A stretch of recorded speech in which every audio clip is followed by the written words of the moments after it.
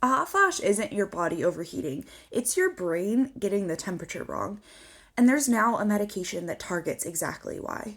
You see, deep in your hypothalamus is a cluster of neurons that act as your body's thermostat. Estrogen helps to keep them calm and balanced, and when estrogen drops in menopause, your internal thermostat gets oversensitive. A tiny rise in temperature that you'd normally never notice gets misread as we're overheating. So your brain triggers an emergency cooling response. Blood vessels dilate, you flush, and you sweat.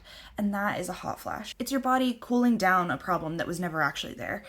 And that explains why hot flashes can feel so sudden and disproportionate, and it's led to an entirely new kind of non-hormonal treatment, which acts directly on that overactive pathway in the brain, which is huge for people who can't take hormones. So if you're dealing with hot flashes, we have good treatments, hormonal and non-hormonal, and hot flashes are not something you have to accept.